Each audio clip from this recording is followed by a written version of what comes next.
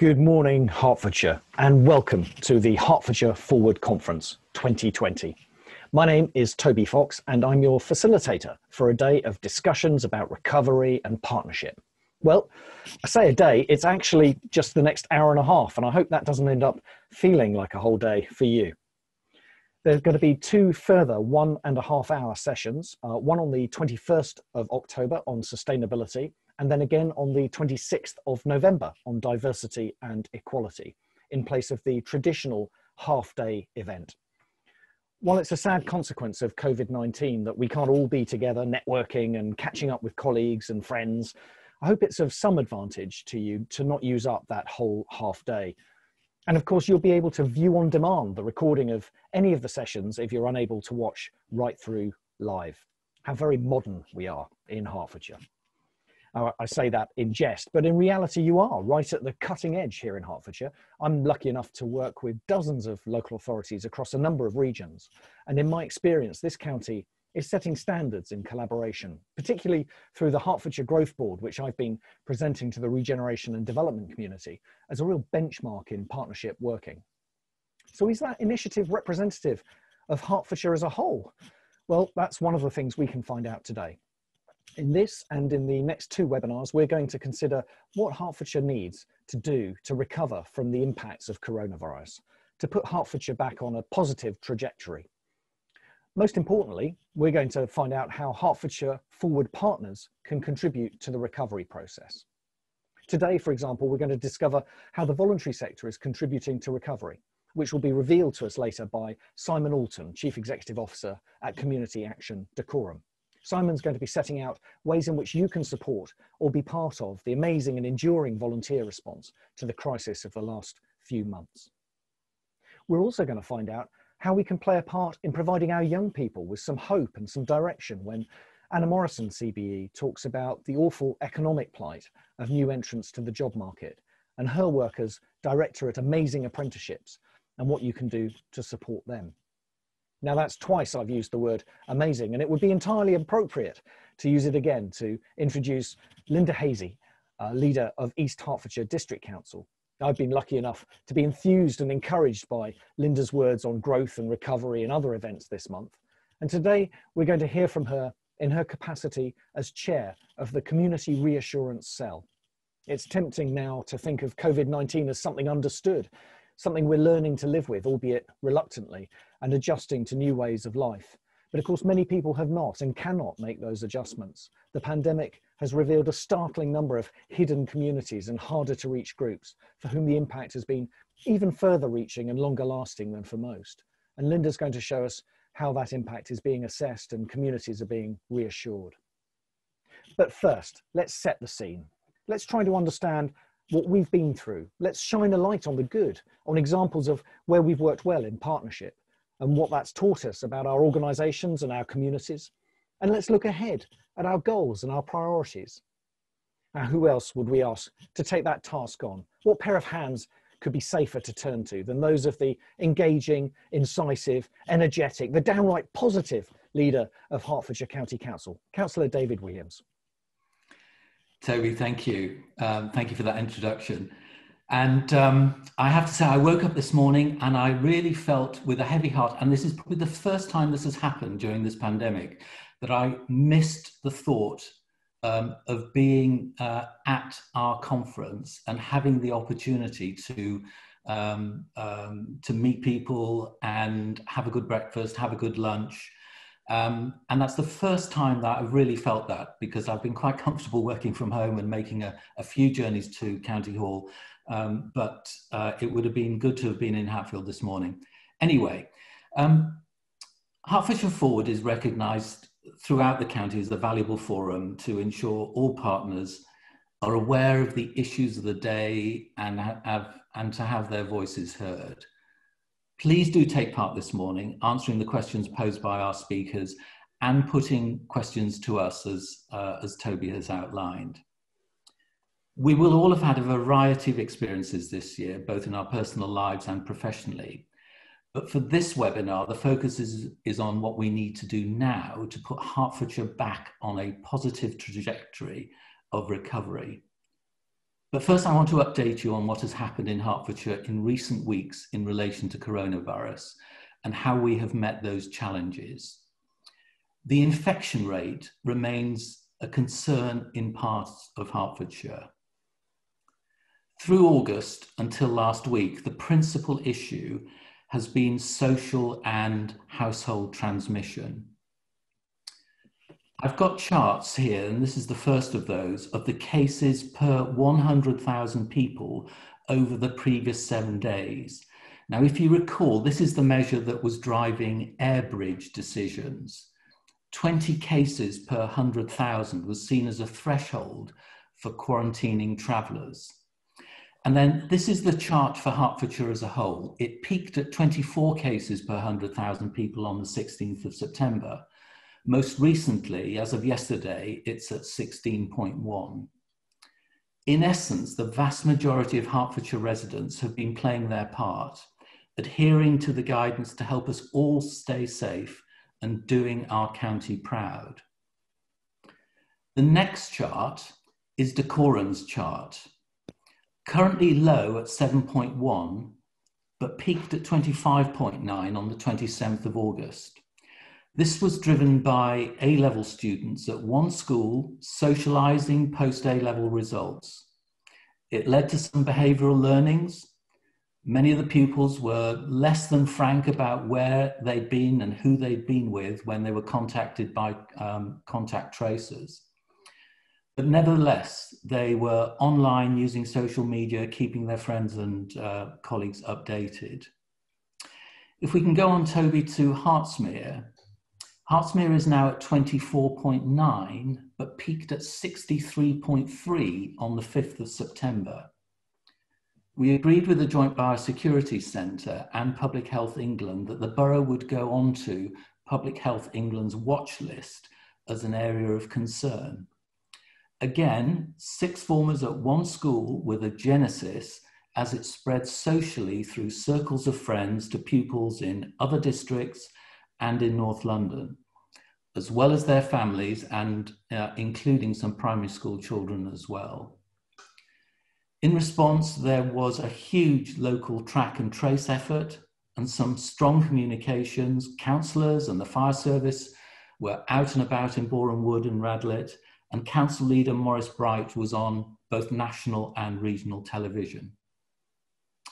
And then the final of these slides is Broxbourne, currently at 33, but it peaked at 41.3 on the 19th of September. But this position reflects a change in transmission. Infection has torn through a care home with a number of residents and staff testing positive, but significantly, none of the positive residents are currently symptomatic. So our efforts to tackle the pandemic can be characterized as the term used by the Prime Minister, whack-a-mole. And they have been terrific. County Council, district and health colleagues working with Public Health England, NHS Test and Trace, regional NHS colleagues, and the Joint Biosecurity Centre.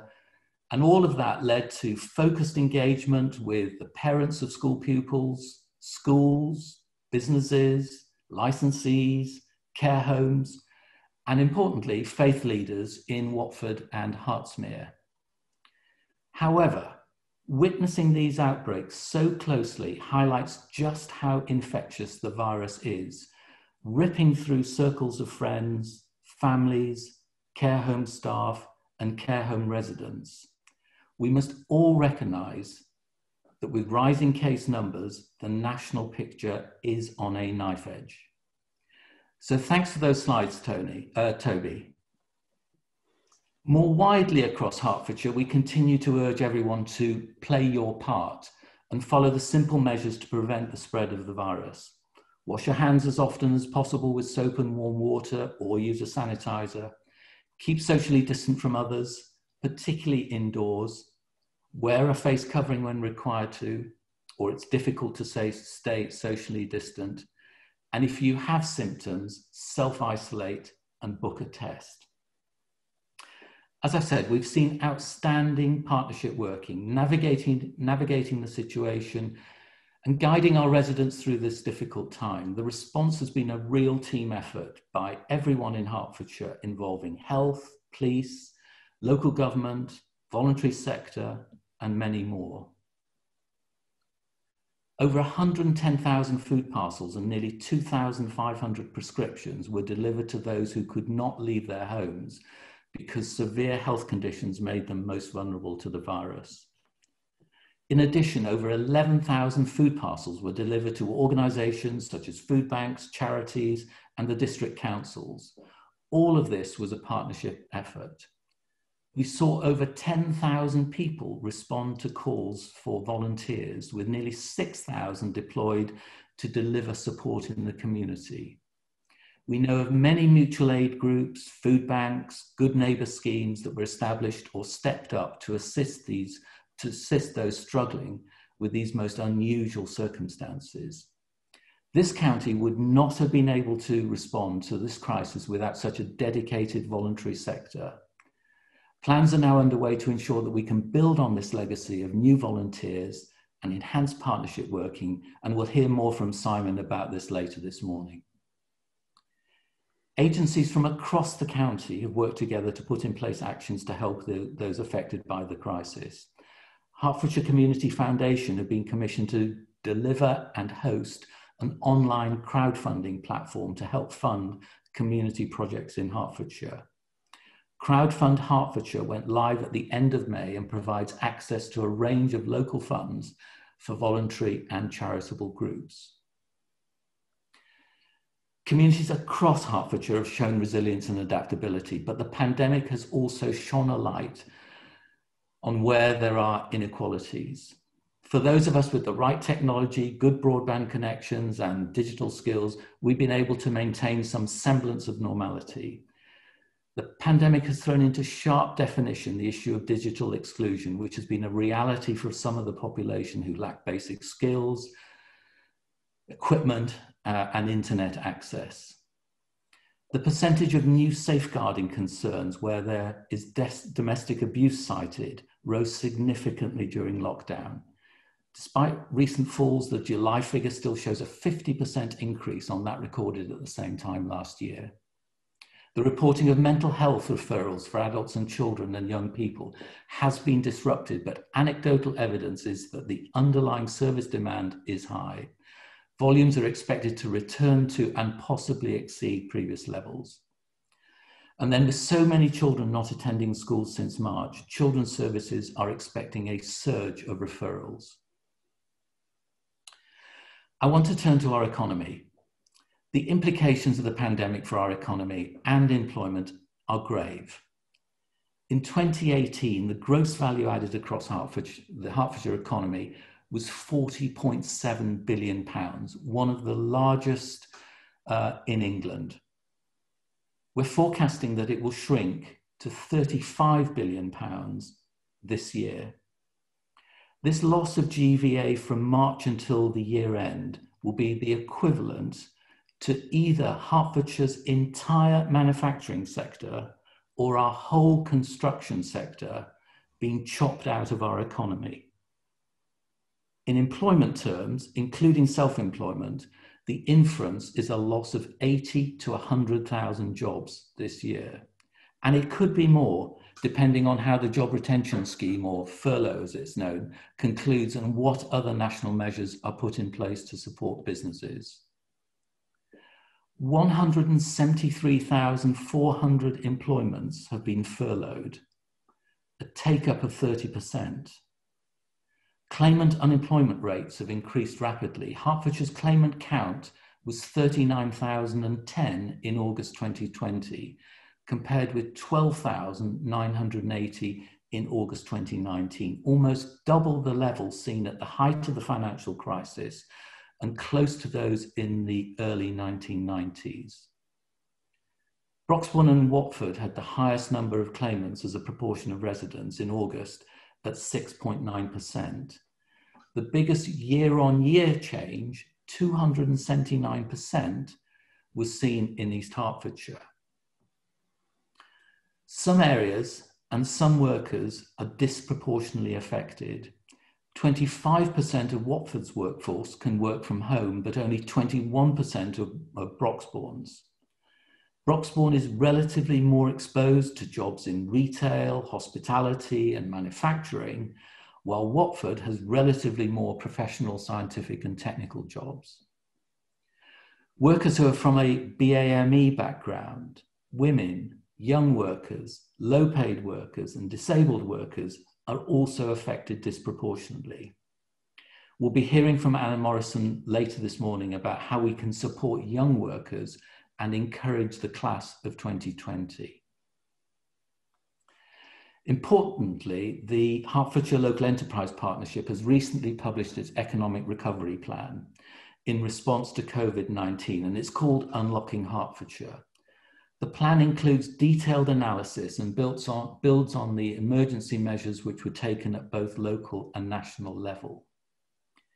It charts a route through the economic effects of the pandemic and defines the actions in response.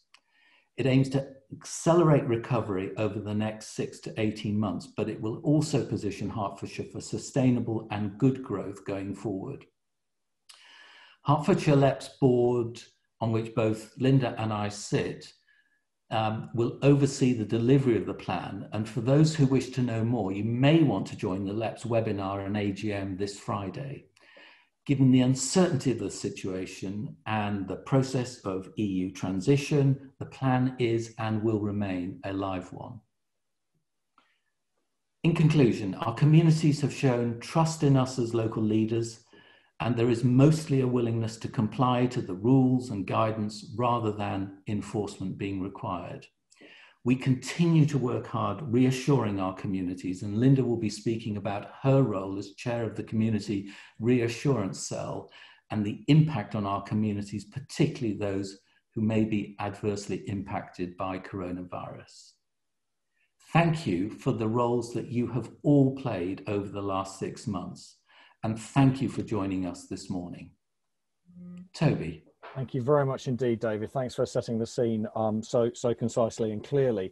Now, viewers, you may disagree. You may wish to question David on some of his findings, his predictions. I'm here to encourage you to do just that by using the Q&A function at the bottom of your screens to type in questions and vote for other people's questions so that we can put the most popular queries to our panel later on in the session today. You might be enthused by David and our other panelists today, inspired with ideas and insights into how we can work together towards recovery. And the first step in partnership working is sharing ideas, so share yours. Please type your thoughts into the chat function at the bottom of your screens and share those with other viewers so that we can have a discussion going on about which ones to take forward, and read and comment on other people's ideas. All of this material will fuel our conversation later and be reported back to you and your organisations after the webinar. And finally, we're going to be running some snap polls as well through the remainder of the webinar, canvassing your opinion and reaction to our panelists' findings. You can respond to these and influence the conversation here with a simple click of the mouse when they appear. Now, you're poised to engage. You just need some stimulation, right? So let's ask Linda to provide just that with her take on what community reassurance is and why we need it. Thank you, Toby, and thank you for everyone for giving up your time to come and see us. So on the first slide, please, Toby.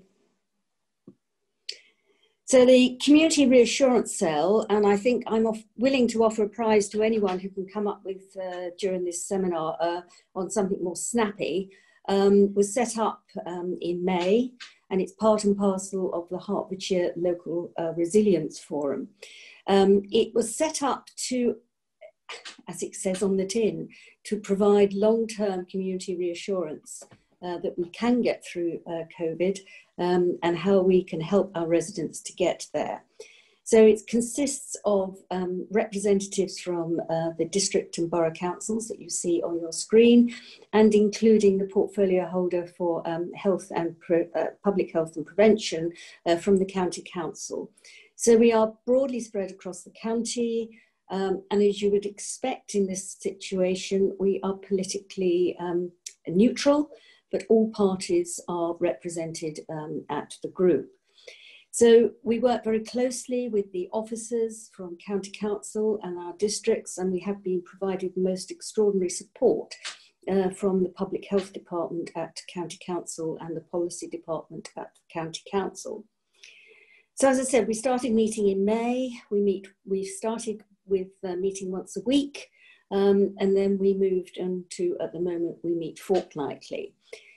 It's basically so that we can keep the momentum going. And I do see that this community reassurance cell, in fact, has a very long-term job. And I think it will still be in existence in one way or another, right the way through for another 18 months to 2 years. Next slide, please, Toby. So a couple of comments on what we've achieved so far. You'll notice there are 2 pictures, one of me and one of David and me.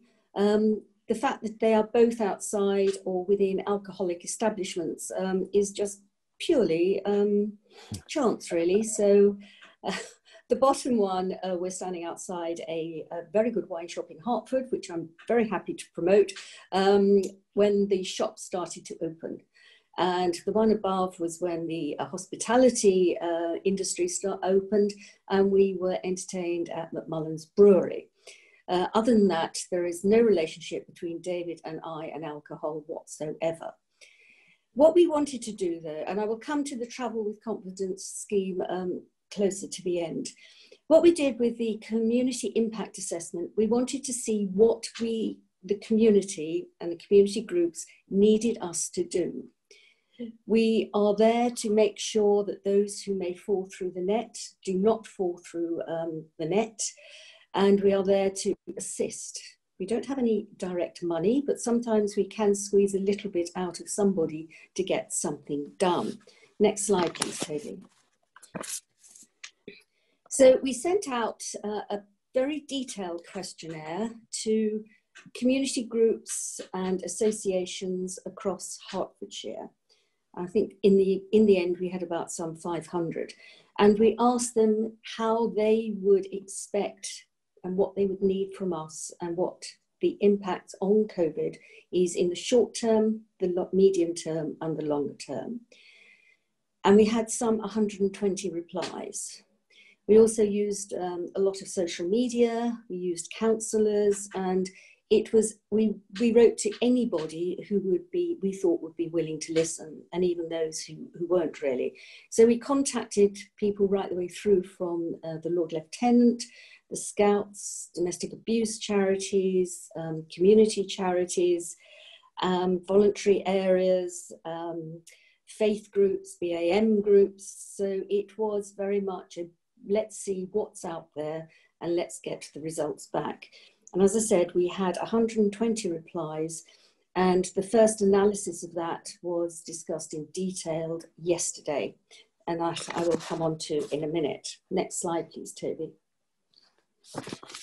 So we asked them under the 7 broad headings, which were here. We also used it as an opportunity to test out the economic impact on businesses, because one of the other aspects of recovery is the economic and business side, which David has already mentioned. And we thought they'd all rather have 1 questionnaire rather than 2. So we are working very closely with our economic recovery impact as they exist at the moment. Next slide, please, Toby. So these are the main findings that we've had so far. Now, as you would expect, 73% of it came back on humanitarian issues. This is a very broad area, and again, a lot of it is cross-cutting. So we need to make sure that we do tie up the 2-dimensional aspect of what a lot of people are saying to us. So we are looking at mental health, isolation and unemployment. At each of our seminars, each of our group meetings once a fortnight, we have someone come to talk to us. So we have had young people come to talk to us, faith groups. We've had the financial unit from County Council come to talk to us about economic and poverty. And again, it's what we're saying to them is, you know, give us one or two things that you think we could actually really make a difference on. And I think we've been very privileged to actually have people come and spend time with us to actually talk through what they are seeing at the coalface with their communities. Next slide, please, Toby.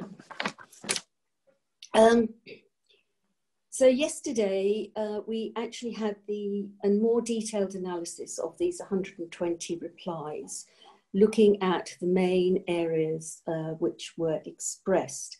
The three areas that because we want to focus on those which are most important at the moment. So there's mental health, financial hardship, and working with the BAME communities have come out as the three that we will be focusing on at the moment.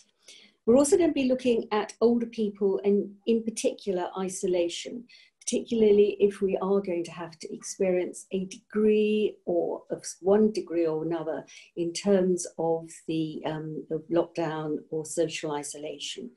So we will be talking to U3A, Age Concern, the Hills, just to see what else we can be doing. And it's often getting the messages over. So one of the officers who sits on our group leads on the communications across the county. But perhaps this is something that we can ask for help from you as well, because as someone has mentioned, a lot of the volunteers actually are in the age group of those who have to socially isolate. So we are very keen to look at the volunteers who did come forward on the initial round to make sure that we have something that they will want to do and become involved with. So I said I'd come back to safe transport. One of the very early projects we took on was related to taxi drivers. Now, I'm sure you'll realise that a lot of the taxi drivers within the county come from the BAME community. Often they're not local, some of them come from Luton or elsewhere around the county. And we wanted to make sure that they understood how they should be making sure that they're safe, but also how they can make their taxis safe for our residents to get into, and that our residents had the confidence that they could get into these taxis and know that they would be, that all procedures were in place to make them safe for them. I mean, I think one of the mantras for anyone who's involved in taxi licensing is, would you put your frail old mother in the back of a taxi with this taxi driver? And if the answer has to be, oh, I'm not sure about that, then she should not be given a taxi license. And we wanted to give that reassurance to communities. So we have started to run training courses. We have a relationship with County Council. All districts and boroughs have signed up to it. We've had a little bit of money to help put in screens. And as I sit here in my office, next door, there is in fact a training course going on, which is being run by the licensing officer from East Herts, as well as the licensing officer from Watford. And once they have this accreditation, they can advertise it. So we know that they will, anyone who applies or uses one of those taxis will know that these people have been trained in understanding what needs to go on. So there's a lot going on. There's a lot that's changing. We have to be very fluid as to what we're looking at and how we're doing it. But I think we would welcome any input from any of you who are again able to say, yeah, but you haven't thought about this, you haven't thought about that. How can we help to get our residents safely out again? Thank you. That's fantastic, Linda. Thank you very much indeed. And with David's predictions of perhaps 100,000 jobs being lost, I can see exactly why you're predicting that communities are going to need your reassurance cell for a good 12 to 18 months, if not for longer. So that's really, really valuable work being done. Viewers, thank you for your chat. We're getting lots of questions coming in both on the chat and through the Q&A, and some ideas coming through there. Do feel free to scroll through and read them and respond with your own thoughts and ideas. And while you're doing that, we're going to turn to our next panelist. and Anna Morrison, CBE, and her class of 2020. Anna's going to explain a little bit about how some of the young people are being affected by the coronavirus, as Linda's already attested to, and some fantastic work that's being done on their behalf. Anna, I'll hand over to you as I find your slides for you. Thank you so much, and good morning, everyone. It's so brilliant to be here amongst you all, and thank you, Linda. That was really fascinating to hear about that amount of work that's happening in the community. I am a Hertfordshire, I'm kind of Hertfordshire born and bred. So I went to school in Hertfordshire. I'm a product of the Hertfordshire education system. I now live in Hertfordshire, have my family here, and I also now have a business here. So I have benefited from the very many opportunities that Hertfordshire offers its residents.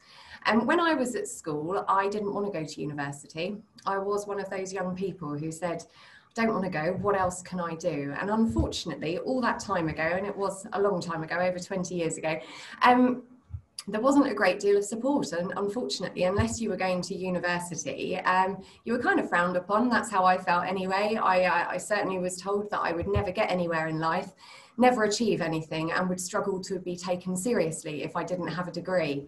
I often reflect on that and smile because for anyone who has met me and knows my personality, I need little more motivation than to be told that I can't do something. And that's all I need to want to prove people wrong. So the reason I'm telling you that is because that is the background to Amazing Apprenticeships. So it was because of that probably misfortunate experience that I had when I was 18 that has enabled me to now build a business that employs people in Hertfordshire, that works nationally and internationally to change the dialogue around apprenticeships. We work tirelessly with schools across the country. We work with over 4,000 schools and colleges. And through that, we engage teachers, careers advisors, parents, carers, young people, stakeholders, basically anyone that I can get to listen, to talk to them about apprenticeships, the power of apprenticeships, the benefits that they can bring people, and what else we need to do to make the system better, to reach more people. And that's why I'm so keen today to talk to you about Class of 2020. Obviously, apprenticeships are one of my big passions, but my other big passion is social mobility. And that probably comes from having a grandmother who once set up a homeless charity in Letchworth to serve the local community and the homeless individuals that were in Letchworth and the surrounding areas, a father who was in Hertfordshire County Council Social Services and spent years working there, and a mum who was a head teacher of a primary school. And all of that has come from Hertfordshire, and I think that is probably why I'm so passionate, not only about doing it nationally, but I really care about our community in Hertfordshire and making a difference. So next slide, please. I'd like to start by setting the scene. So when we talk about Class of 2020, and it's been used a lot in the media, you know, it's one of those kind of regular phrases that we see. What I mean by Class of 2020 today is our education leavers, so our young people who were leaving school and college this summer. I also mean our apprentices, so if you could keep clicking for me, that will bring up a few images. And those are the two groups that I'm going to focus on today. Keep clicking, sorry, I've put all that animation in. 2 more clicks. Just to give it a bit of context, and obviously David has set out the huge challenge that we've got ahead of ourselves, and I'm involved in lots of different groups in Hertfordshire already looking at this and trying to put our apprenticeship plans in place and trying to work out what we might need to do with businesses and individuals. But there's some national data I wanted to share with you.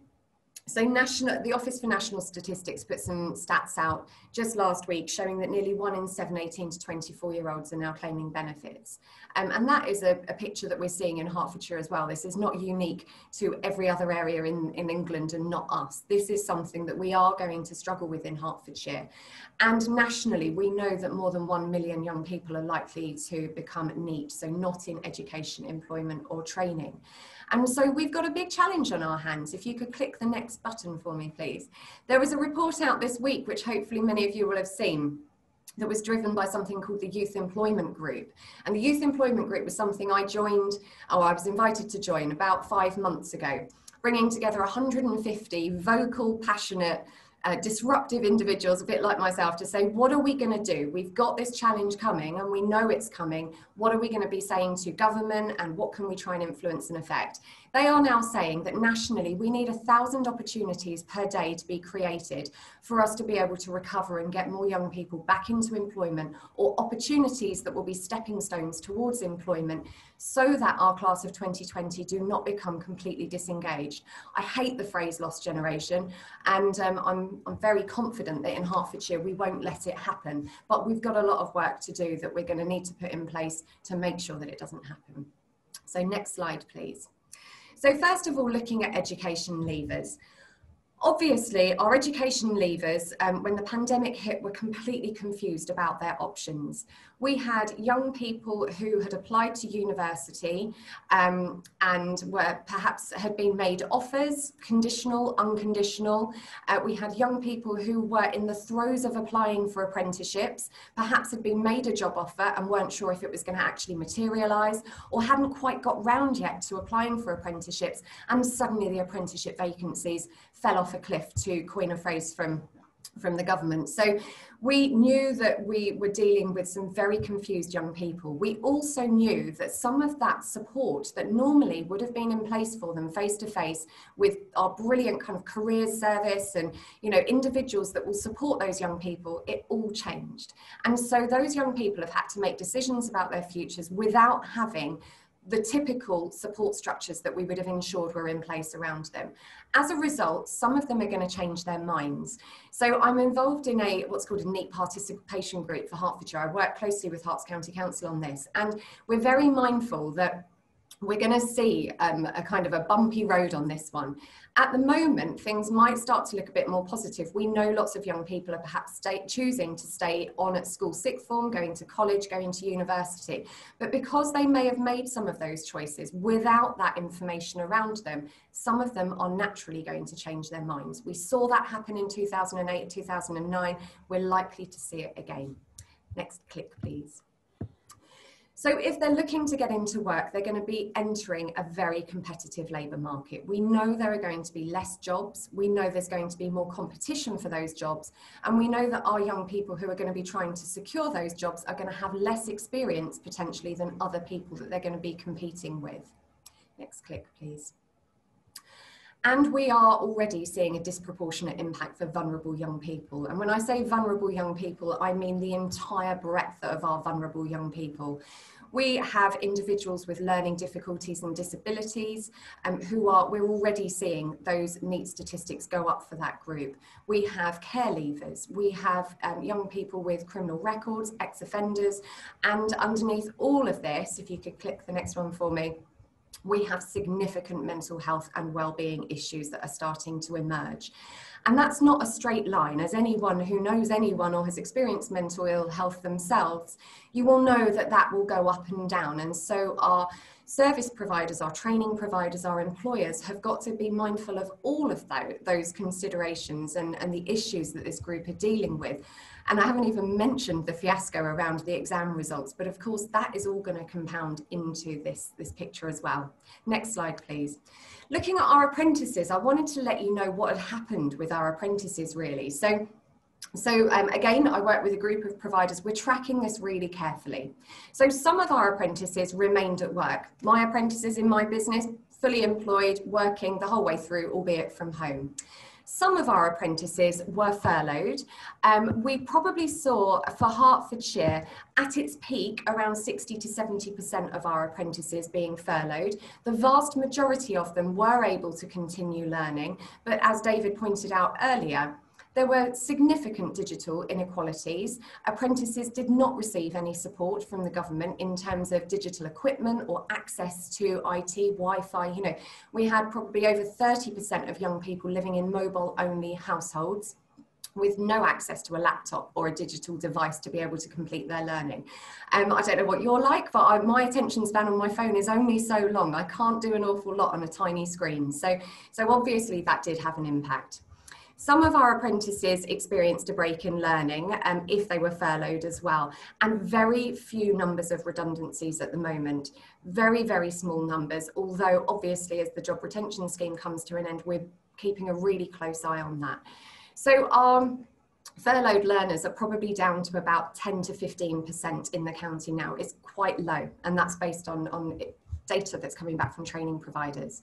So underneath all of this, we've got the digital inequalities, we've got the mixed digital skills to be able to navigate that remote learning, and then we've got their mental health and well-being, and of course their motivation to continue studies. For training providers, you know, if people were furloughed, it was when we had good weather in the summer, you know, there were quite a lot of distractions going on for people, not least everything that we were dealing with the pandemic as well. So priority number one, if you could click for me, please, is to support any redundancies who are going to be facing, in apprentices facing redundancy. So we're locally, there will be a huge amount of work going on with providers who will try to transfer any redundant apprentices to an alternative employer. So that will always be number one. We've got to try and keep them in employment. On top of that, there's a national programme called the Redundancy Support Service for Apprentices, RESA, and they are also working nationally with employers to try and identify job opportunities that could be suitable for a part-completed apprentice to transfer into. Then our next piece of work is going to be around encouraging employers to create new vacancies. We've got to stimulate the market. We've got to try and look at where those opportunities could be and help employers to take advantage of the range of initiatives and incentives that the government have put in place. But we then need our pipeline of young people to be applying for those opportunities. Not only have we got to work with young people, we need to engage teachers and parents as key influencers to have confidence that there are vacancies there that those young people could be applying for and supporting them to apply for them. We've got to try and maintain confidence levels without raising false expectation. So what can we do? I've got 4 asks for you today. So if you could click the first one, please. Utilise your position to influence and raise awareness. So please, I think today, if you could think about your reach to residents, businesses and other key stakeholders, are you bringing them together? Do you have newsletters, publications? Is there anything that you could do to try and get the dialogue around Hertfordshire young people into people's minds and thinking about what they could do? Second, please. Leverage opportunities through your work. So there are always opportunities. If you are procuring new services, or even if you've already procured them, perhaps you could go back to that supply chain and say, right, what are you going to do for our Hertfordshire young people? Within your own organisations, I mean, the Department for Education just a couple of weeks ago made a quite bold statement that any junior positions would be considered for apprenticeships. A lot of our public services have been doing that for years, and that's brilliant. What else can we do? How can we influence that through your supply chains and your networks?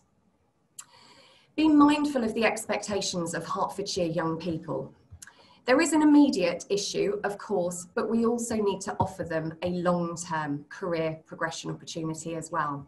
We have Hertfordshire young people needing a range of levels. We have some young people who will need something at intermediate level, at level 2, so a kind of real entry point into the workforce.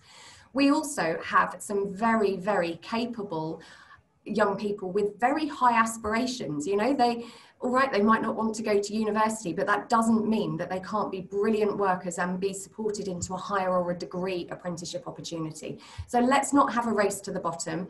I hate the national minimum wage for apprentices, and I don't mind saying it. Luckily, a lot of our Hertfordshire businesses pay much better than the national minimum wage for apprentices, but we want good opportunities to come through. We don't want to damage the credibility of apprenticeships and the reputation that it's built up in Hertfordshire. We want them to be really good quality, so kind of thinking to the future as well. And number 4, amplify the Hertfordshire campaign. So working with Hertfordshire LEP and Herts County Council, we're going to be launching a Hertfordshire campaign. It's going to last 12 months. It's not going to be a flash in the pan. We're going to keep badgering people to try and make sure that the conversation continues. So if there's any way that you want to join up with us, newsletters, blogs, content for websites, anything at all, please do get in touch, and I've put my contact details on the next slide. Thank you. Just make sure that everyone's got enough time to note those contact details before we stop the share. Thank you very much indeed, Anna. And with 1,000 opportunities a day needed. There's clearly an awful lot of action that's needed as well, but some really clear calls to action and something that everyone can do. Everyone watching this can contribute to that program in some way. That's fantastic. Thank you very much. The chat is firing away as we speak. There are lots of points being made. If you've got questions that you'd like me to put to the panel in about 10 minutes time, please could you fire those through the Q&A section at the bottom of your screens, and I'll be really happy to pick those up in a few minutes. Just before we do that, though, we're going to go to our final presentation. We're going to ask Simon to give us some evidence of the resilience of our communities with a description of the volunteer response that's been alluded to already over the last few months. Simon, I'll hand over to you. Toby, are you going to run my slides? I am happy to find your slides for you. Yeah. Super. So while you find those, good morning here from Tring, and thank you for listening to me in what's actually a very unusual year for us here in Hertfordshire. And I want to spend just a little bit of time looking at what we've learned about volunteering and the role of the voluntary sector during COVID-19. So let's move on to that first slide, Toby. So a little bit about where we were before this. Traditionally, competition between charities led us to limited funds, and that meant bid writers undervalued the true cost of running charities, artificially deflating the cost of overheads and competing for contracts. Charities like public sector authorities and businesses have overheads, and whilst they can be lower than more competitive perhaps than other sectors, they're still a major factor in how we run our business and making sure that our charities are compliant and safe. So funders have had to, in order to cope with that, funders have offered us lower overhead costs, and sometimes I've seen funders offering as low as 7%, which just comes nowhere near to covering our costs. And also there's a tendency for funders to want something different every time. So to win grants, charities try to be all things to all people and consistently change. And where projects will benefit from continuity and extension because they work, funding's harder to get. So as a result of that constant change, charities have tended to chase the money rather than be able to spend the time and develop their services to become increasingly proficient. So working in isolation and competing charities has caused us to lose income. But then in March, COVID hit, and overnight the sector had to go work from home, yet address the greatest need for support within a generation. And here in Hertfordshire, the community rose to that challenge. So we all came together, cross-sector, coordinated by Herts County Council, hand in hand with the voluntary sector to form Operation Sustain. And this was probably the first time that key players from the voluntary sector met with the County Council, the CCGs and boroughs to talk about how we work together to meet the specific needs of the community on a frequent basis and working towards this common goal. And immediately, volunteer centres around the county came together with Team Herts to help mobilise those people who wanted to help. Within weeks, over 10,000 people had volunteered through the hashtag Team Herts campaign and through the volunteer centres that are across the county. Now, to put that into perspective, that's around 3 years' work that needed to be dealt with in a matter of 6 weeks or so. And in addition, some people have volunteered through other routes like the Good Sam app and the mutual aid groups that popped up across the county. As CVSs, we started to reach out to those groups, trying to help keep the community as safe as possible by checking out the people that stepped forward. So reflecting back on our experiences and the cooperation rather than the competition, we led to some wonderful results. And David mentioned some of these earlier, but just to reiterate that point, over 10,000 people stepped up to be counted. 5,000 of those were deployed across the county to work on things like Mundells and food delivery in Hills, and many more were allocated to local charities. Now, it's worth knowing that typically a dropout rate of volunteers is around 25%. So when you see those 10,000 names, the best we would expect under normal circumstances is 7,500. in reality, the volunteer centres vetted and safely deployed over 6,000 volunteers, which, given that was done with no additional staff, given that it was 3 years' work, and given it was delivered in a matter of months, is an absolutely incredible feat for volunteers across the county.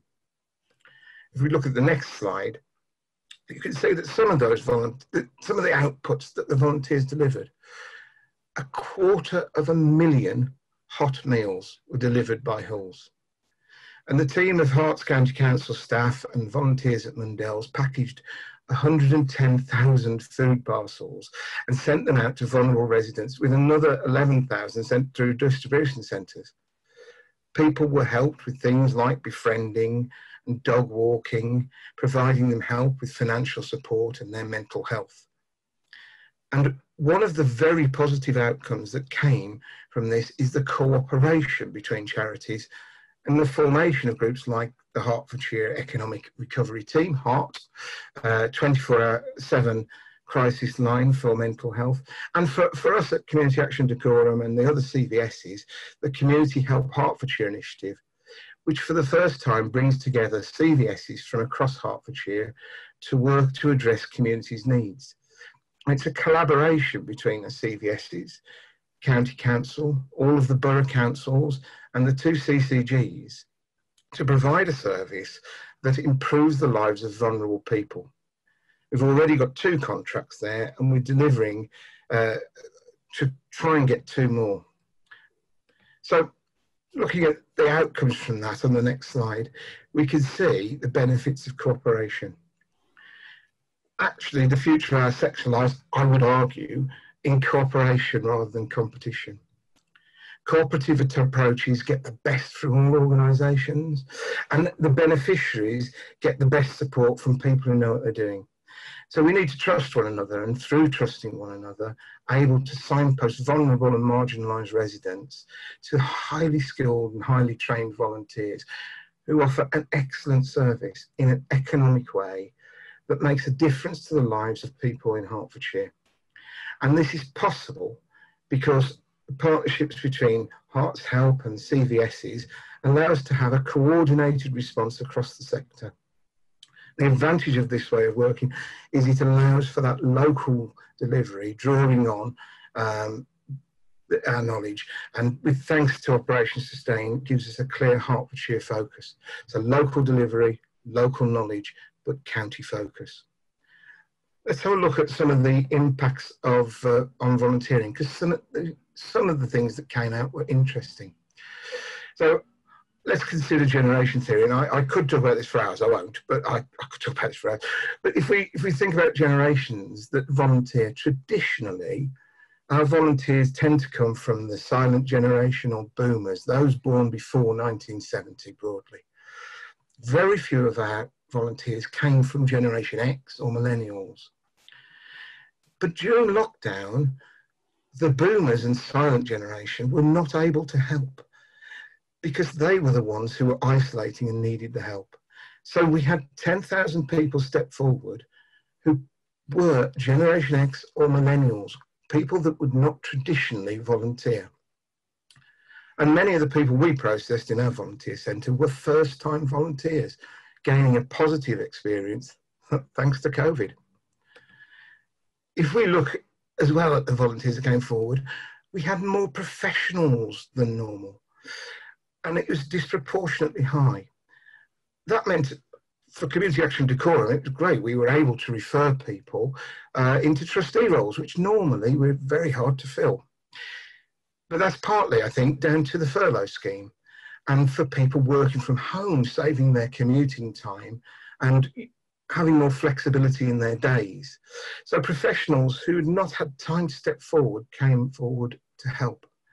So we're challenging the existing perceptions about our volunteer motivations. So if we move on to the next slide, what we found is that in addition to those traditional key volunteers that we're used to seeing, and they volunteer every day and have done regularly for many years, and those who step forward to do one small specific thing, For example, the fantastic work that Sir Tom Moore did, raising money for the NHS as a one-off. We actually now see lots of people who came forward just for a shorter period, so longer than a single event, but not wishing to commit to a long-term thing. These episodic volunteers came forward because they were personally motivated to do so, and because the social norms in Hertfordshire had changed to a point at which it made it acceptable to volunteer. As a result of that, they gained some satisfaction from their volunteering, and they started to perceive the value of what they were doing. Now, if we want to maximise a future of volunteering throughout Hertfordshire, we need to convert these episodic volunteers into long-term key volunteers. And that's done through recognition, through thanks, reminding them of the satisfaction they felt, and maximising their value proposition so that we make it socially normal to volunteer in our county. And if we can convert new groups into volunteers, we end up with a long-term legacy for volunteering in Hertfordshire. So looking at that legacy, I put out a paper earlier this year, and it's been well accepted by the County Council and Borough. So I'm not going to go into these outcomes now. And I'm really grateful that you read it and accepted those thoughts. But more volunteers is not just about being positive for the volunteer sector. It also provides us an economic way to meet volunteer needs and provides them with health benefits, which saves money elsewhere. So if we look at our challenges for the future, well, we need a grown-up discussion about with our funders about overheads. Making us to compete has driven that value down, and we've supplemented your grants and commissions for years with our locally raised funds and income from activities. So we can run our offices, buy our stationery and provide you with safe professional services. But COVID has hit these unrestricted funds hard. There is a risk that money will be in place to deliver commissions, but the infrastructure to run the business of charities is not going to be there, and the failing gap won't be able to be closed. In Decorum yesterday, 5 out of 6 charities I was speaking to expressed concerns over unrestricted funds being so badly hit that it could impact on their ability to deliver fully funded contracts. And the 6th charity didn't have that problem because they didn't use that model.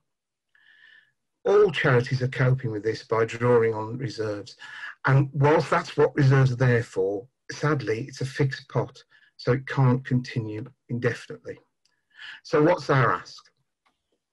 Well, if we move on to the next slide, Toby, what you can see are the things we could do with from you. What can statutory do for the voluntary sector? Well, first of all, volunteers and amateurs are not the same. And volunteering does not mean cost-free. Voluntary sector organisations are run by professionals, and they have shown already how much they have to offer. So we need to plan together, bring us to the table earlier to discuss how we find common solutions in partnership for Hertfordshire residents that are built on mutual trust, built on alliances, and are equal and respectful to build on our expertise and avoid duplication of services. Give us fair funding offers that allow for true costs that are still be lower than the private sector, and offer us long-term agreements that allow us to keep our staff engaged longer and retain their experience. And while you're at it, if you can avoid innovation for some of those projects, that's great, because it allows us to develop some of the good work that should continue. And our volunteer experience suggests that employee-supported volunteering works really well for Generation X and Millennial volunteers.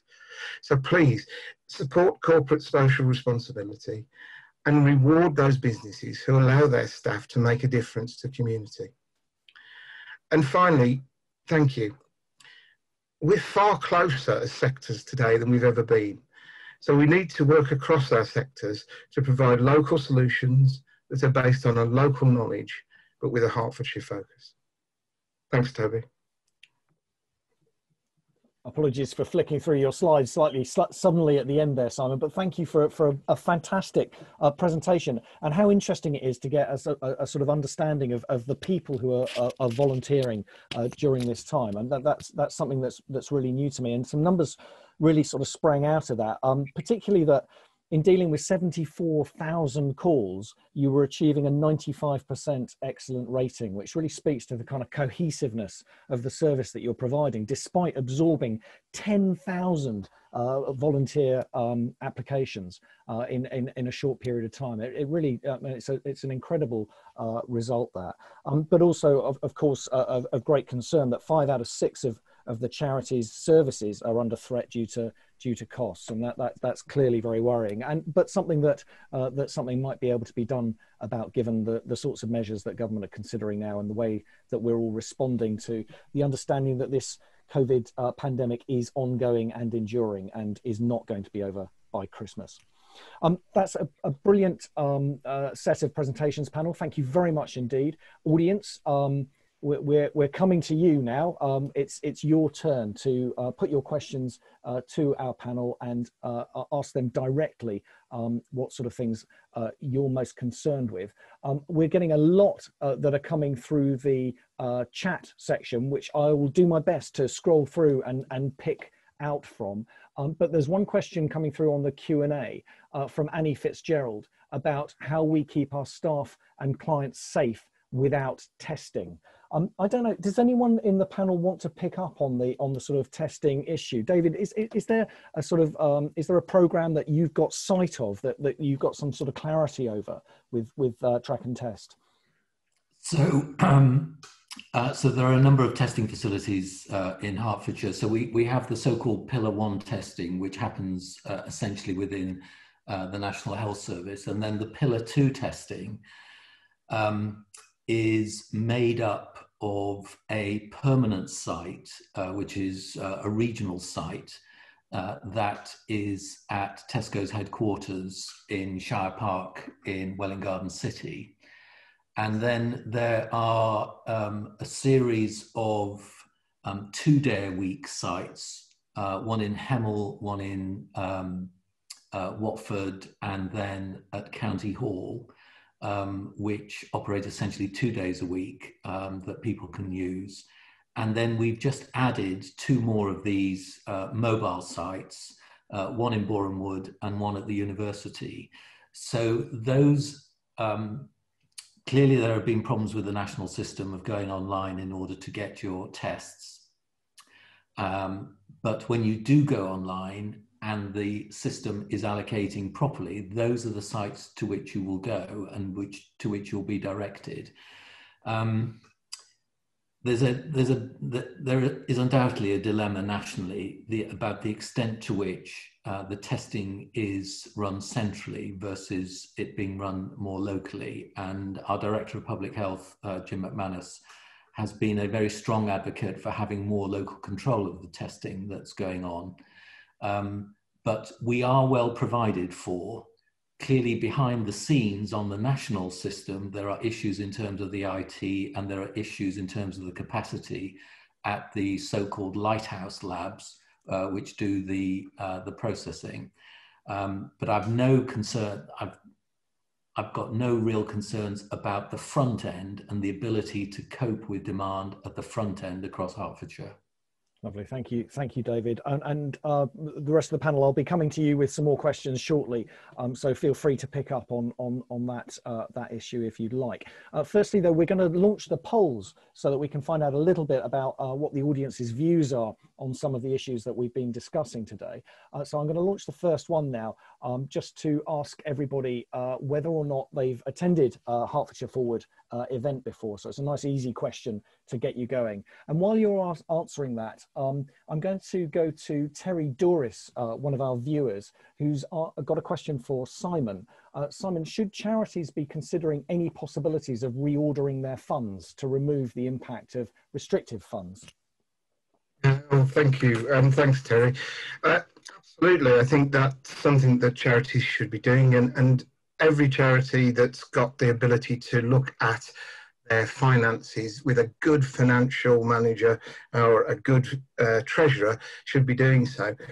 I think the difficulty is a lot of the figures are specified in grants and contracts that say how much and what percentage of the money we are allowed to spend within our contract on overheads and those costs. And so when that's the bit that's been forced down, and it's been done out of competition, and it's worked relatively well actually in normal times. But the problem here is that we're not in normal times. And whilst government and contractors and funders in general have been really generous and have been happy to honour the grants that they've offered, the bit that we then lose is the overheads, and we can make some savings perhaps on overheads, but not to meet the gap. And it's the bit that we get from the activity costs and return from those services and from fundraising events that really just supported that, and that's the bit that's been hit sadly. Fantastic. Okay, David, would you like to come in on that? Yeah, well, I just wanted to thank Terry Douris for that question. Terry is my cabinet member responsible for localism, and if there are people on the call, partners who want to talk about some of the things that Simon was talking about and some of the issues raised by Simon in his outstanding analysis, Toby, I shared your perspective. It's great to receive that sort of analysis and understanding of the sector. Then Terry Douris is your man, and I'm sure many people on this webcast know him. But if there are issues, whether it's CVS's, charities or whatever, that you want a gateway into HCC, then Terry Douris is your man. Fantastic. Okay, thanks a lot, David, and thank you, Terry. Our audience, about a quarter of our audience hasn't attended one of these events before. That compares to about a third last year. So I don't know, that maybe is indicating a bit of penetration on the part of Hertfordshire Forward. Worryingly, one of our audience isn't sure about whether they've attended one or not. I'm not sure whether that speaks more to them or to the organisation. I'll leave that one hanging. Okay, I had a question.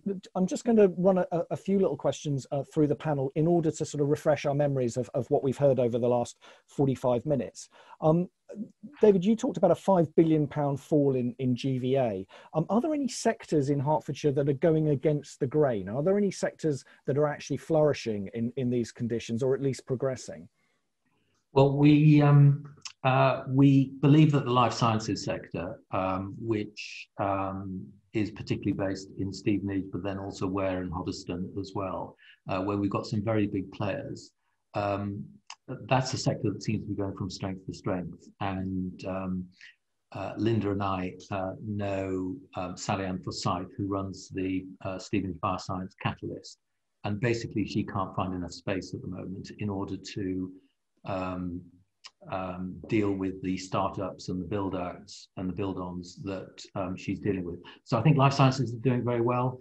I think that film and media in the southwest of the county, that will bounce back very quickly. That will be quite a really strong V. It is to a degree reliant on international travel.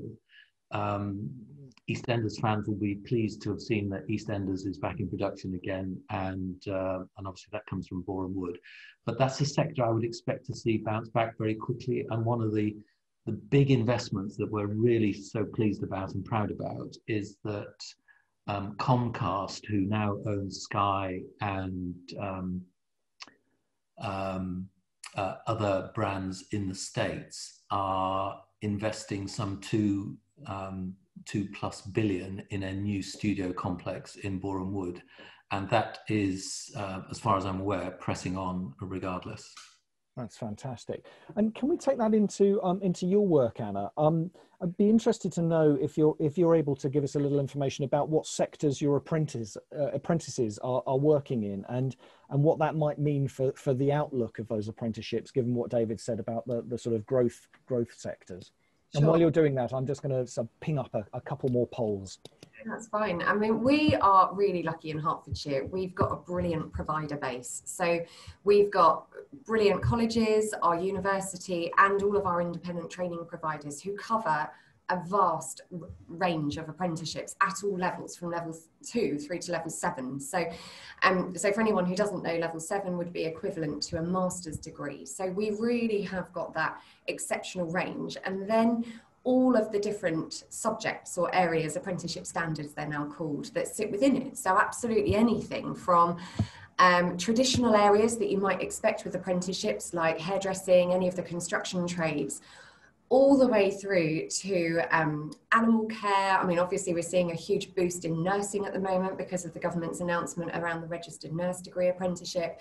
Some of the areas that we're seeing the vacancies coming out for at the moment, or over the past few weeks, I'm a bit of a data geek, so I like looking at this data. We've been seeing quite a few in educational establishments, so kind of teaching assistants, early years educators, nursery type roles. We've also seen a lot of digital, and we've seen quite a bit of accountancy and finance related. So alongside that, we've obviously seen any kind of careers or sector areas that would be linked to the areas of growth. So working in healthcare, for example, but also in science, scientific research and laboratory technicians. Those are some of the areas that are emerging, but I think what we will start to see now that people are becoming more certain around the apprenticeship incentives, we're hoping that we're going to start to see a bit more diversification and other job roles coming forward. And I've picked up a question around Kickstart, and Kickstart is a really interesting one because some people are saying, well, isn't it going to displace apprenticeships? And then if you listen to ministers and MPs, they will say, well, no, it's an entirely different offer. I think, speaking on behalf of providers, I manage the Hearts and Beds provider network, so I talk to providers all the time, and they will say, I think we're yet to see the impact of it.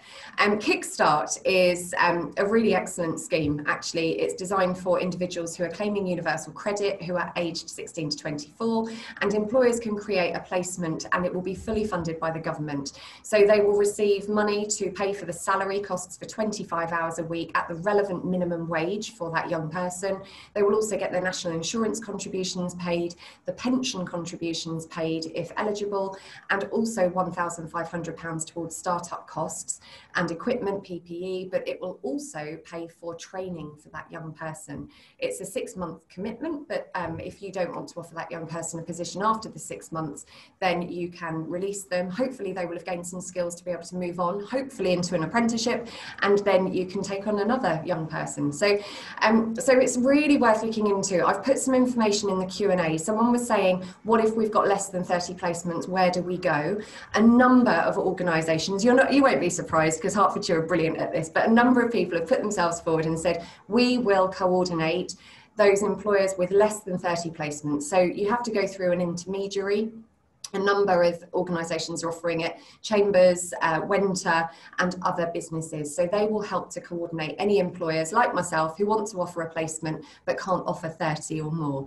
Then you can collaborate with others. Great stuff, Anna. Thanks a lot. And we've had a couple of polls while you've been talking, and one was quite interesting sort of findings. One of them was, as I'd expect, almost all of our audience don't believe that apprenticeships are most suited to low or unskilled people.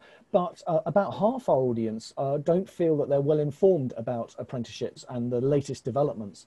And hopefully we're addressing that issue right now. But it relates to a question from Owen Matley through the chat, who talks about your fantastic presentations, Anna, but also about the attitudes about from some employers about the value of apprenticeships, i.e. only those who don't go on to other types of education or training, as you alluded to in your presentation. Further to your great material, are there any top tips? Do you have any top tips to help celebrate the fantastic opportunities that modern apprenticeships can provide?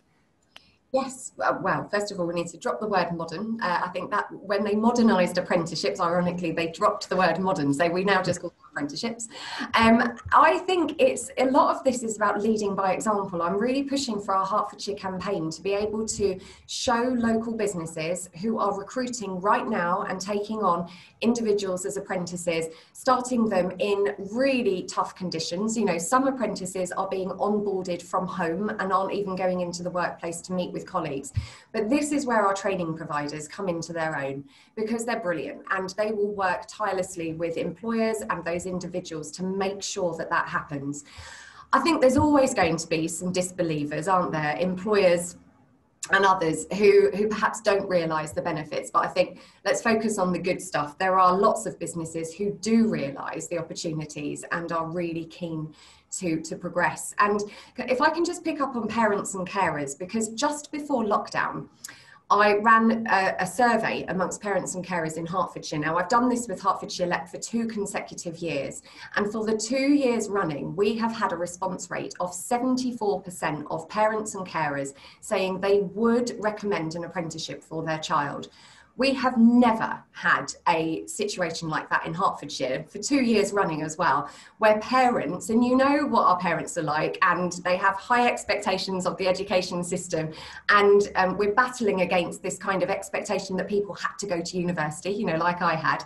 So to have 74% for 2 years saying that they would recommend it for their child is significant. We've got to try and maintain that level of confidence. So we've got to be putting stories out there that are showing the good news and kind of encouraging people to do more. And of course, lots of parents are in that position as employers as well. Yeah, absolutely, Anna. Thanks very much indeed.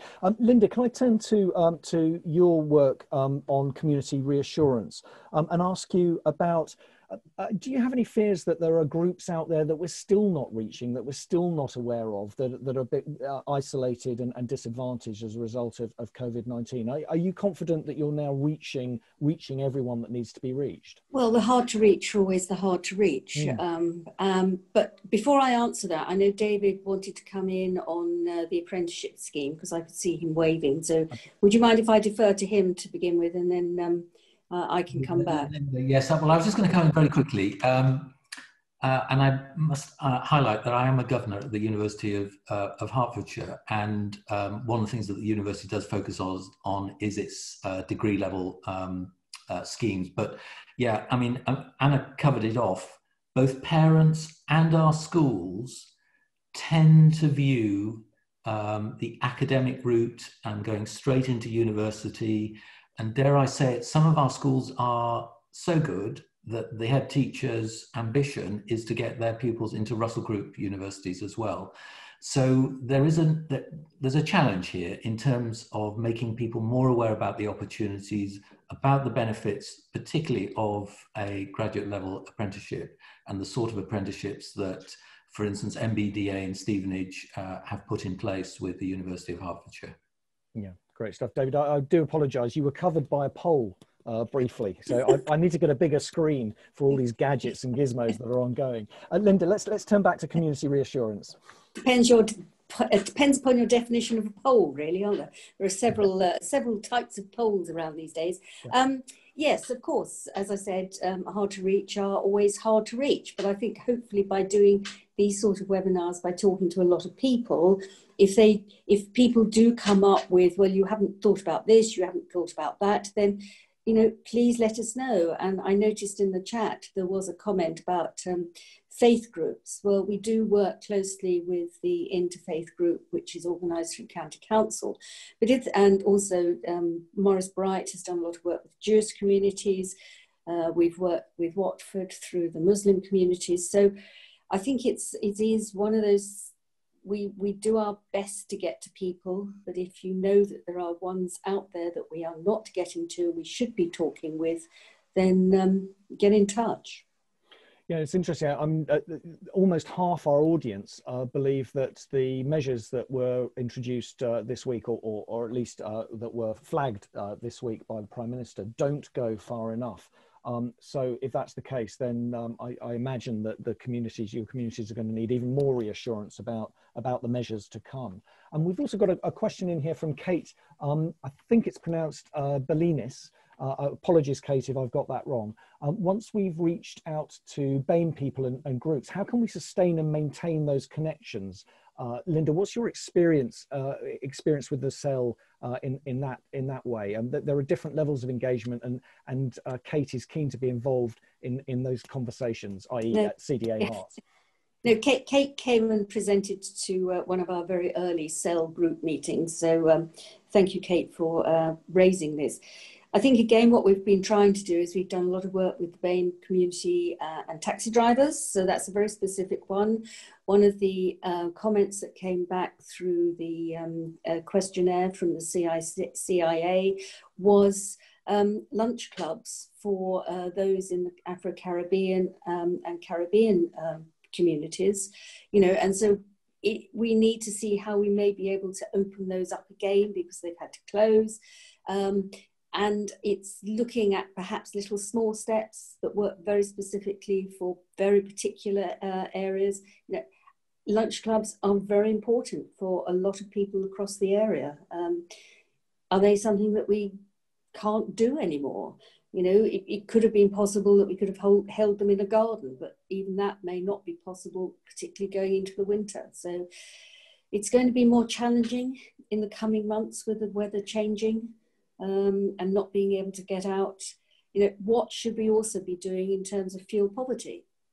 Where are the grants? How do we get those out there? How do we make sure that people who are entitled to benefits of whatever kind know what they should be applying for? And one thing we were talking about yesterday from the analysis that Faz has done at County Council is there is a new cohort out there of mostly men who have always been working, who have always been used to providing. They now may not have a job. So how do we help them recognise that it is not it's not a stigma to apply for benefits that actually are important to keep you going and your family going. And we will be talking with suicide people because, that is a growing area at the moment, men who are committed suicide. So it's something that we do have to take on board. Yeah, my understanding of that, Linda, is that that tends to happen when people are disconnected, when they're isolated and they don't have a way of expressing the depression and the feelings that they have. And it comes back down to men recognizing that mental health is not something you should be ashamed of. It's something actually to say, we've all had days over the last 6 months where you think, do I really want to get up out of this duvet? I'm trying hard to remember a day when I didn't think that, Linda. But it really underscores the importance of the work that you're doing to reach out to these groups. David, you wanted to come in? Yeah, Toby, the pandemic has been such an eye opener for us in so many ways, and of course it's coincided with what happened in the US. Owen Mapley, the County Council's chief executive. We were hesitant about when to launch our diversity and equality strategy, or our refreshed strategy, but we decided to go ahead and we did it during lockdown. And one of the things he did early on was bring in well over 100 of our BAME employees who work for the County Council. And it's been a huge eye opener for us. Candidly, our senior management team, the senior councillors at the County Council, are not a very diverse group. We've gathered some real insights. It's become a bit of a cliche, but this notion of people's lived experiences is a huge eye opener. And in some respects, I'm delighted that the third of these webinars will address this. And then, as Linda said, we've had some exceptional routes in to the community, to some faith communities as we've gone through COVID. And I'd particularly highlight Councillor Asif Khan in Watford. And his links with the Muslim community in Watford have been invaluable. And then people like Maurice Bright and Rabbi Alan Plancy in Hertfordshire have been really helpful as well. But certainly my takeout from this is, what is people's lived experiences? and it isn't the same as mine. Yeah, absolutely. Thank you, David. Thank you also to my colleague Suma Para, who's putting lots of questions through the chat to the audience, and there's loads of responses to that we're going to be gathering after this session and playing back to you all. Before we get to the next question, though, I'd like to turn to Simon, and in amongst the sort of rich detail that you gave us about your volunteer force, Simon, I'd be really interested to know what the causes were that were most popular, that most people were sort of keen to support and get involved in, and whether there are any areas or causes that are more in need of volunteers that are perhaps missing out or are less popular. And perhaps before getting onto that, you'd like to respond to any of the threads that have come forward during the conversation so far. Oh, yeah, thanks. I'll struggle to remember your question when I get there. I did occur to there's 5 white faces here talking about racial equality, and it's very odd that we're in a county that is stronger for its diversity, and the people that we have in this county provide such a beautiful mix of experience, that's lived experience, as David says. And I think we have to commit as leaders of that community to finding ways to helping get to a point where we raise the profile of people from all different racial backgrounds and all different diverse backgrounds, so that actually when we have a panel like this, it's not that we're choosing people to be on it because of their race, but we would naturally, when we chose the people we had, have a mix. And it's just as a thought, and I think volunteering is helping that. We're working consistently to try and bring more and more people through and make volunteering open to everybody. And I was very interested to hear what Linda was saying about men and their issues. And we have a number of projects that work with men that are retired, for example, or widowed. And one of the things that they find is, for us as men, it's really difficult to talk eye to eye. It's not something we do naturally. We clam up, but we'll talk shoulder to shoulder. So we have a project, Repair Sheds, which gets men working on projects for local charities. They stand next to each other and they chat and they get their problems out. And in doing that, we start to give them purpose and meaning and address those and tackle some mental health issues. So those are the bits I was going to come back on. I think you were asking me about where people volunteered and what they wanted to do. And we found that a lot of people who came forward very quickly because they saw there was a need to support their community. And they wanted to do anything they could to help the people around them that they could see already were struggling. So for some, the things that we got most people doing was delivering food and addressing the need, particularly of those who were isolating and the elderly. But the other thing that we did, and it perhaps plays back to Linda's point, is we provided services that were there in the background for people who were anxious. So there were a lot of people that I spoke to who were sitting there in their homes. They didn't want to go out, they didn't want to go shopping, but they either couldn't work online shopping tools or couldn't get slots because they weren't shielding. And for them, we offered services where we would go and do that shopping for them. Now, the uptake of that was great, but the potential uptake was far greater. The ones that didn't take up those slots or our slots benefited from the fact that they knew that they would get food, and that helped them overcome the anxiety of what would happen. And we had some ex-Hertfordshire residents who called in to say their parents were still living in their county. Could we help them? Because one guy in Leicester was saying his 92-year-old mother who lived in Berkhamsted couldn't get out. What could he do? Because he couldn't get here to help them. And that, again, it was all about addressing anxiety and supporting people just to know that somebody had got their back. So I think what most people in the community wanted to do was be a good neighbour and to know that they got the back of the people who needed it at that time. And that's why it was an episodic occurrence rather than people wanting to volunteer long term. Fantastic, Simon. Thank you very much indeed for that. I see that a member of our audience, Tony Medhurst, has raised a hand. And Tony, I'm very sorry, but we're not enabling other people to take the stage today. We're here to hear from our fantastic panel. But if you do have a question you'd like us to put to the panel, please just ship it through the Q&A function at the bottom of your screen, and we'll make sure that happens. However, we're not going to be able to make sure that that happens right now. It'll happen after this event by email, and we'll make sure that their responses come back to you. But I'm afraid we've run out of time. An hour and a half has flown by in the excellent company and hearing about the excellent work of our panel today.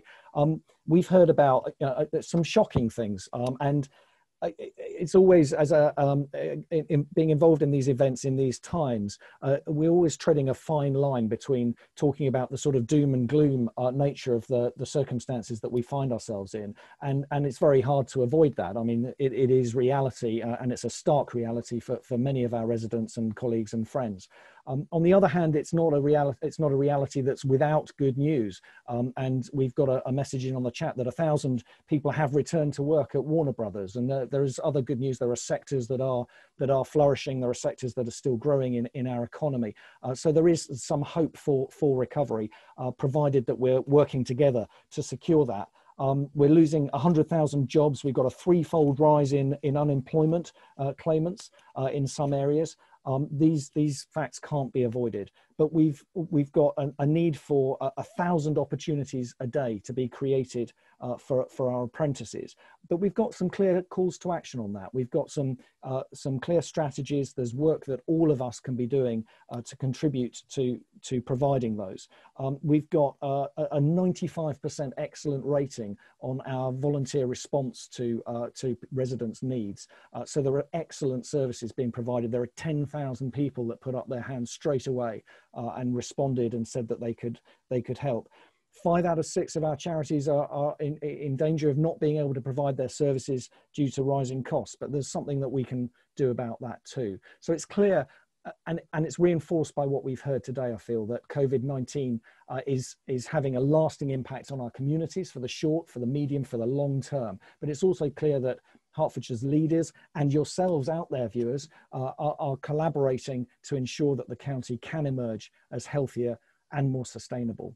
And what we've heard today about apprenticeships, about the fantastic volunteer force that Hertfordshire can call upon, about the community reassurance work, and about the work that the county is doing to reduce infections and spread. These are many of the ingredients needed to support recovery, and they're in place, and all partners can contribute to that. And speaking of contributions, what a fantastic contribution from our whole panel. How could we not be roused into a spirit of partnership after hearing these presentations today? If we're all together now in a single room, we might even be holding hands to show our commitment to collaboration at this moment, but we're not. And our only return for our panelists, for their inspiration and for enthusing us, all we can offer them is virtual applause from afar. But nevertheless, however remotely, I'm sure you'll be joining me across Hertfordshire in thanking David Williams, the leader of Hertfordshire County Council, Linda Hazy, the leader of East Hertfordshire District Council, Anna Morrison, CBE, Director of Amazing Apprenticeships, and Simon Alton, Chief Executive Officer of Community Action Decorum. And thanks, of course, to you out there, our probing and challenging collegiate audience for contributing so much to the discussion at the end of the session. It's a discussion that will continue. As I said, your unanswered questions will be tackled by our panel via email, and the responses will be circulated through Hertfordshire Forward. And there's also another opportunity for you to engage with Hertfordshire Forward and register on their website for the next webinar in this series on the 21st of October, when we'll be discussing sustainability and delivering a cleaner, greener and more environmentally sustainable Hertfordshire. Until then, from our panel, from me and from everyone at Hertfordshire Forward, good afternoon. Thanks, Toby.